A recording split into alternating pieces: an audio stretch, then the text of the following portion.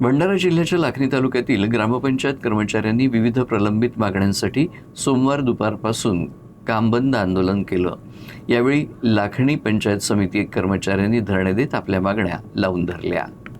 ग्रामपंचायत कर्मचाऱ्यांचं थकीत मानधन त्वरित देणं, राहणीमान भत्ता अद्याप मिळाला नसल्यानं त्याचं वितरण करणं अशा अनेक मागण्या पुढे करून ग्रामपंचायत कर्मचाऱ्यांनी हे आंदोलन पुकारलं आहे। या आंदोलनामुळे ग्रामीण भागातील पाणी पुरवठा आणि दिवाबत्तीवर मोठा परिणाम पडणार आहे। या आंदोलनाचे परिणाम ग्रामीण भागात पाहायला मिळत असून या आंदोलनात मोठ्या प्रमाणात कर्मचारी सहभागी झाले। मागण्या मान्य न झाल्यास यापेक्षा मोठं आंदोलन जिल्ह्यात करण्यात येईल असा इशारा देण्यात आला। की 19 महिन्याचा जो किमान वेतनाचा 50% हिस्सा ग्रामपंचायतने अजूनपर्यंत दिलेला नाही तो देण्यात यावा। तसेच मागील वर्षातील 3 महिन्याचा वेतन जो थकीत आहे तो सुद्धा देण्यात यावा। तसेच भविष्य निर्वाह निधी, राहणीमान भत्ता हा थकीत आहे तो सुद्धा देण्यात यावा।